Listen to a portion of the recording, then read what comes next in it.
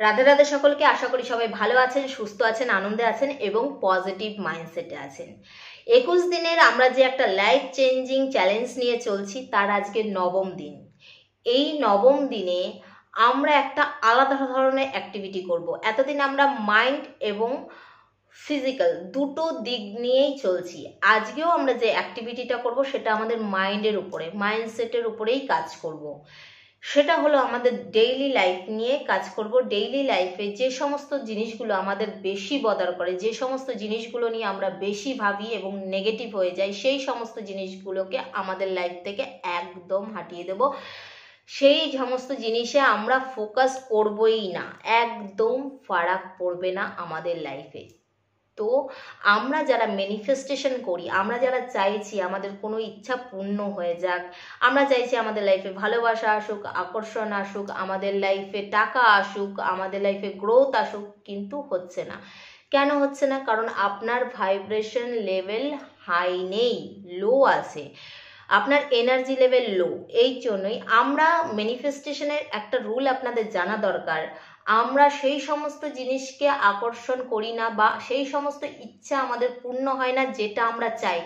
সেই সমস্ত জিনিসই আমাদের লাইফে আসে যেটা আমরা নিজেরা, আমরা যে এনার্জি লেভেলে ভাইব্রেট করি, সেই এনার্জি লেভেলের জিনিসই আমাদের লাইফে আকর্ষণ করি আমরা। তো আজকে আমাদের এনার্জি হাই লেভেলে নিয়ে যাওয়ার জন্য আমরা কি করব? আমাদের লাইফে কোনো কিছু ফারাক পড়ে না। কি রকম? আজ একটা উদাহরণ দিই। আমি জানি আমার পিছনে কেউ কথা বলে, আমার বিষয়ে নিন্দামন্দ করে, কিন্তু সেটা নিয়ে কি আমার লাইফে কিছু ফারাক পড়ে? একদমই না।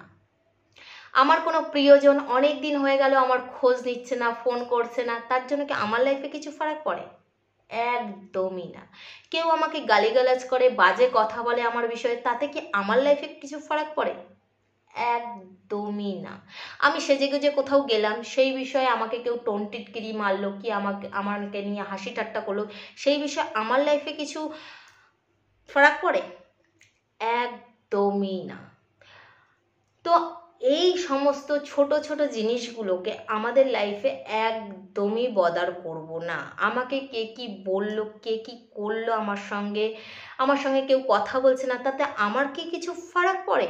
একদমই না। ঠিক এইভাবেই আমরা উড়িয়ে দেব, সেই দিকে আমরা ধ্যানই দেব না। আমার লাইফে কোনো কিছু ফারাক পড়ে না। কে আমাকে ভালো বললো, কে আমাকে খারাপ বললো, একদমই ফারাক পড়ে না। নেক্সট 21টা দিন আমরা এই বিষয়, এই মাইন্ডসেট নিয়ে চলবো। আমাদের জীবনে যেন কোনো কিছু ফারাক না পড়ে।